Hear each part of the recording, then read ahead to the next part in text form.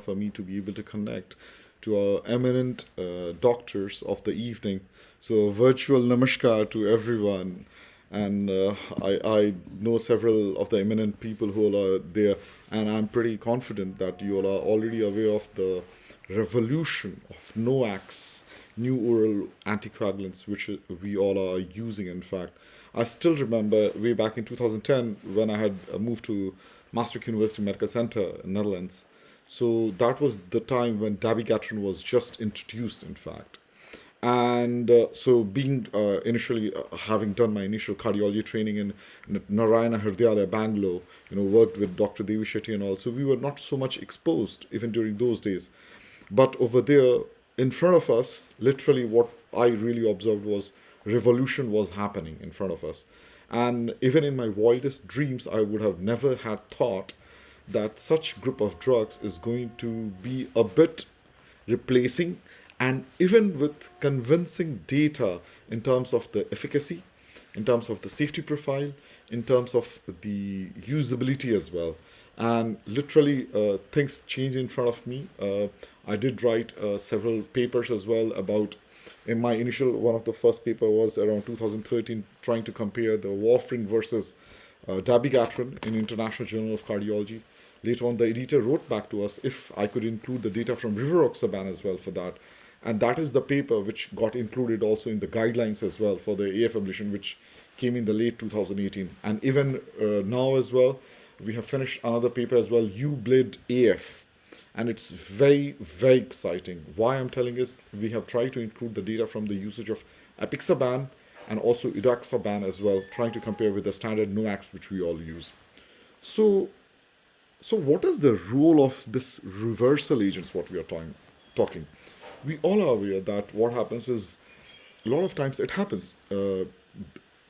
Giving anyone on anticoagulants is more of a double-edged sword. If you give them low, it can be not so therapeutic, but if you give them high, it may cause bleeding as well. So similarly, sometimes it happens that okay, someone is on anticoagulant therapy, but someone has had an accident and all. So what are those conditions which we all come across? I'm sure you all would have already come across. And coming to the innovations, it has been, as I said, it has been a revolutionizing phase. As I said it, initially what we were using was the vitamin K antagonists, and then came the NOACs. And finally, as I said it, just a few years back was the time when these reversal agents came as well. And in fact, we should keep it in mind as dabigatran with Idarucizumab is the first and only NOAC with a specific reversal agent. This was the time around 2015 when the role of reversal agents was being highlighted, and what was happening is still I do recall even some of the senior cardiologists in the Western world. So Maastricht University Medical Center is ranked in the top 50 clinical universities of the world as well, and we do a lot of fundamental research even for thrombosis and anticoagulation. So even over there, some of the people were taking it with a pinch of salt. Will it be happening? Will it not be happening as well?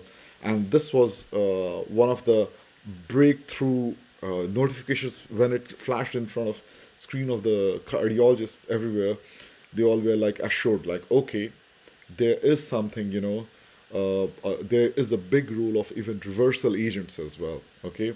Because earlier what was happening is we all are aware that if we are using a vitamin K antagonists, like warfarin, so okay, we can give them a vitamin K and try to reverse them or take control of them. So similarly, there were a lot of conditions, as I already tried to summarize, like if there's a need of emergency surgery, or if there's an urgent cardiac surgery or a neurosurgery, and if someone has had, for example, someone experiencing bleeding, for example, in cases of life-threatening bleeding, it could be intracranial, or even there's a critical organ damage as well, or for example, if there's a closed space bleeding, for example, retroperitoneal, or even a pericardial bleeding as well. And sometimes it does happen.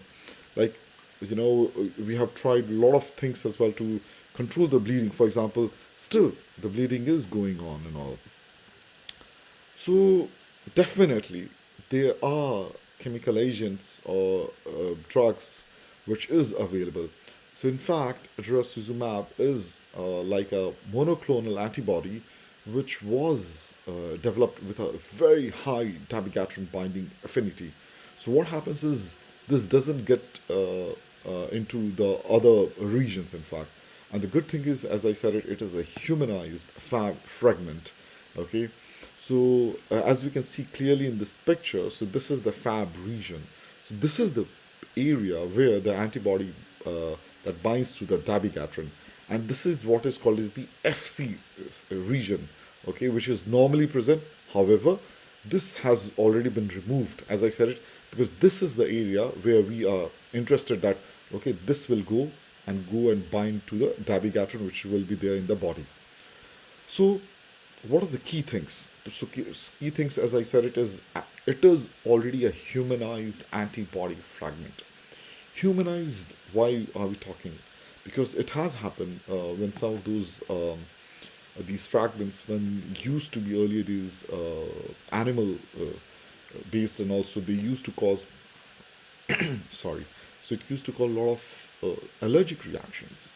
In fact, and the thing is like it is very specific to dabigatran. So what happens is if someone has given someone heparin or some any other anticoagulant, it is not at all going to affect.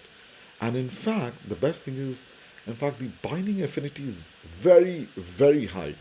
Why we are talking? Because in the NOACs, there is another group of drugs as well. Okay, so for example, what is those antithrombin inhibitors? Okay, so that is where it won't be affecting anything else, any other anticoagulation which is due to other agents like the heparin or even the thrombin as well.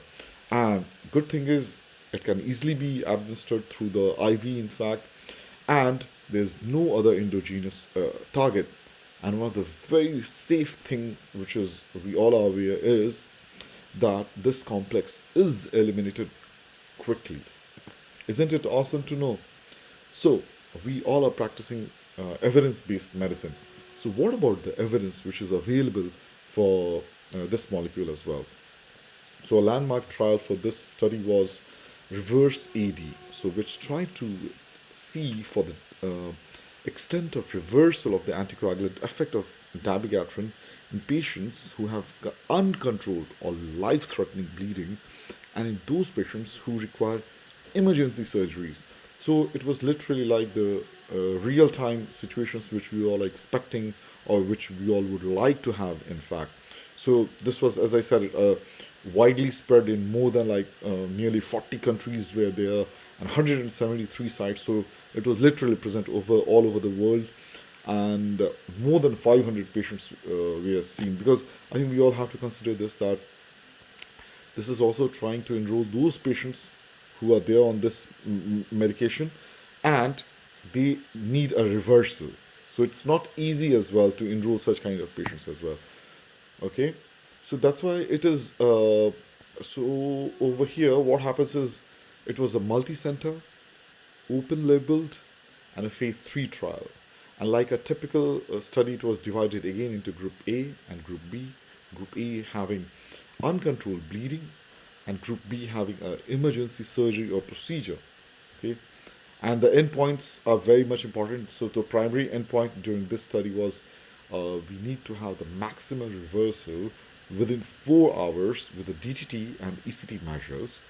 And the secondary endpoints, they were mostly determined locally. Locally, what I mean is, so we are trying to focus upon the thrombotic events, and of course, if it is a non-intracranial hemorrhage, we also have to start to think, what about the mortality? We also need to start the anticoagulation as well. So during that time, if we are thinking of even monitoring, we can do a test like APTT or TT, and also estimate the drug levels as well. Okay, and one of the key important things is how about the time. So what happens is this is going on a very, very quick basis. Quick basis, why I'm telling is like as soon as the patient comes, you try to divide them, and within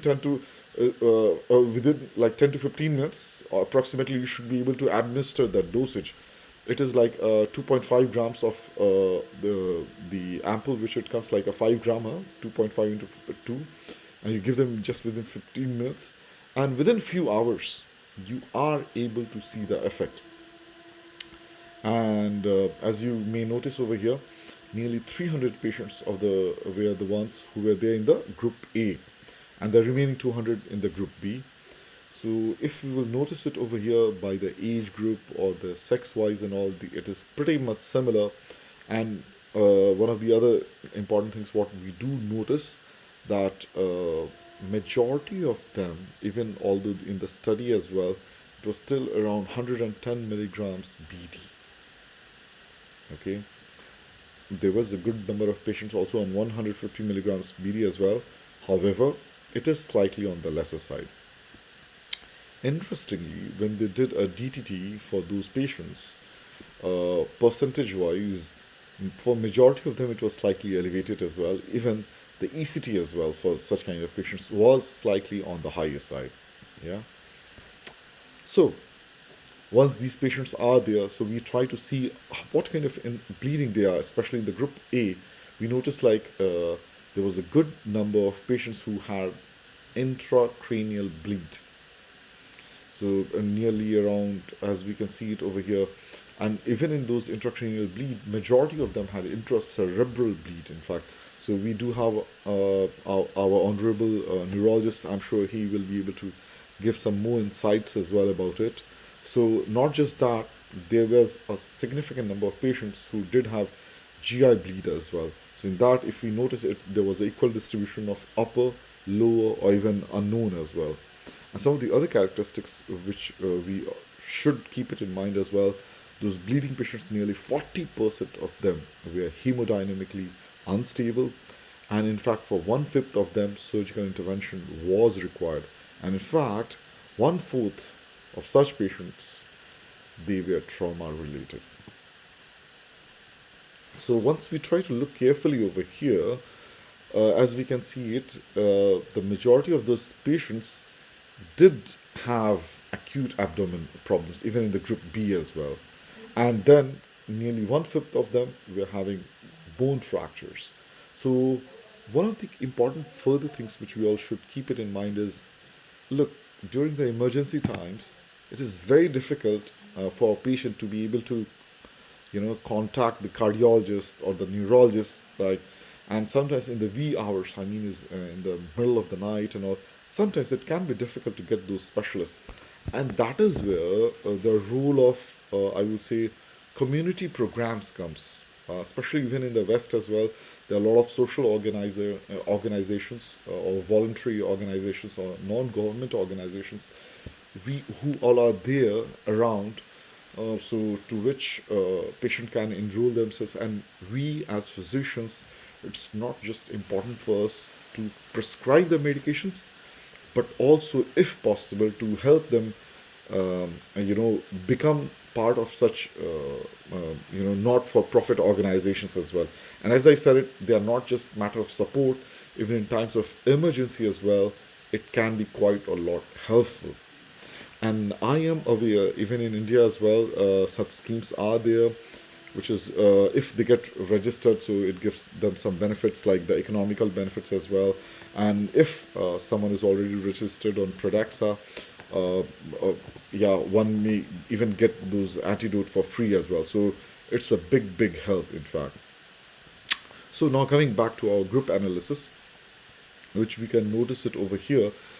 Interestingly, if we look carefully over here, and the levels of and of especially the not just the drug, but also the APTT level before and after treatment, it is very significant.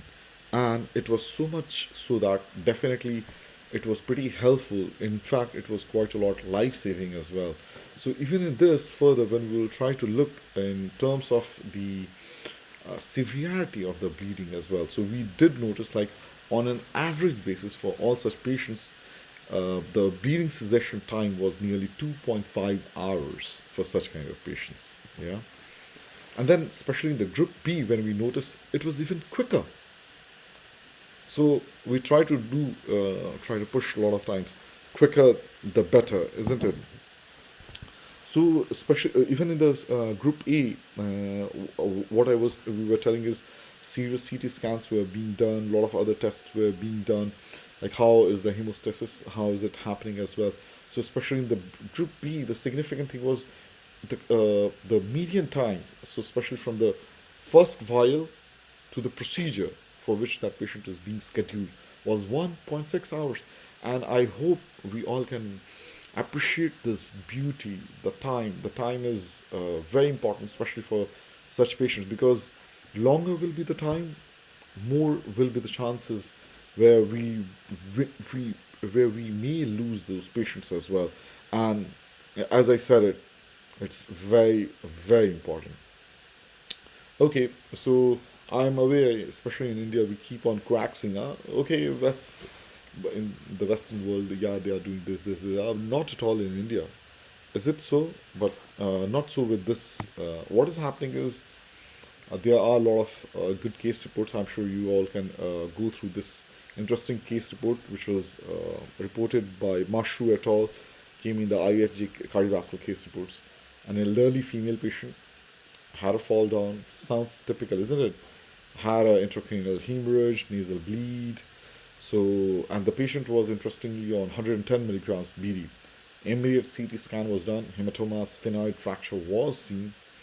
Emergency consultation was done. Surgery was planned. And when the APTT was done, it was around 71. Immediately, immediately, the 5 grams of Praxbind was administered. And within 48 hours, can you imagine? The speech did improve. And in fact, what was happening is, uh, I think we all can appreciate what wouldn't be the mental trauma of the surgery. So much so that, in fact, there was no signs of increase in the hematoma. And in fact, the surgery was avoided. On the day 8, the low molecular weight heparin was started. And when a CT scan was repeated after 2 months, the CT scan didn't show any hematoma at all. And by the end of 8 weeks itself, again, the medication was restarted. So this was another interesting case of a young female who had a stroke and presented well in time, just like within 30 minutes of the onset. The patient was again on around 110 milligrams of BD, and there was low power in the right upper and lower limbs as well, and the APTT was, although not very much elevated, but still around 38.7. The patient was thrombolized with the Actialize, and within 3 hours of the onset, on the day 2 itself, the next day, the power in the limbs became much normal, and after 2 weeks, the patient was sent to home and restarted. So, how many of us in the crowd are aware of this wonderful molecule called as Andexanet Alfa? I'm sure a lot of us, right? So this was the antidote which was put up for those antithrombin inhibitors. Great product. Having worked, being a licensed physician in UK, having worked in US, Netherlands, Germany as well, I must say, even in the Western world, the availability of this drug is quite a lot low. And the thing is, price wise, oh my gosh, I don't want to talk about it. It becomes terrible. So even in the Western world as well, its availability remains still a big issue. Leave alone about our Asian countries and all. It's terrible, isn't it? So yes, what was happening is Idarucizumab, as I said it initially, studied in healthy volunteers, and it was approved as well. In fact, from the EMA and FDA, and even in India since January 2017, it is available. As I said it, the Andexanet Alfa is the one which is factor 10 inhibitor. It was started to be used in around 2015, and finally the approval came in around 2018, and the European Medical Agency, the EMA, although approved in around 19, so like 1.5 years back. So why are we trying to compare further, or rather than just being the approval? So if we'll try to look, uh, the experience with the usage of Andexanet Alpha has been quite a lot less, we must say. And as I said, even in the Western world as well, it's not so available. Even if someone tries to See, we all are the physicians. So if we prescribe a patient on some drug, a lot of times we also have to feel those or face those consequences as well. As I said, those emergency accidents happen and all. Then those patients will be sometimes asking, "Doctor, look, this is what has happened. What shall we be doing?" So that is where we have to start looking like, is it available? Those antidotes for that, and that is where, and even when we are thinking like, how about how much of the dosage it should be used. I remember being in UK, we had used Andexanet Alfa as well for some of the patients, and there was quite a lot of confusion even about the dosing, like how many ampoules should be needed, then how much of bolus should we be giving, and all. These are the practical things. So what I mean is, we should try to make at least the life of our patients simple, more safer. So whenever we are thinking of starting any patient on any anticoagulants, let's also try to think what if something sometimes go wrong. And I'm pretty confident. Like I remember, like 20 years back, when I started driving my car, I hardly used to have a airbag in my car. Okay, but now, even in different parts of India or even other countries as well, when I travel, I never come across a single car which doesn't have an airbag. So much is the concern for safety. So let's try to also think about the safety of our patients as well in a similar way. That if we are starting to think of starting them on any anticoagulant, how about its reversal agent as well? With that sentence, I would like to rest. Thank you from my side.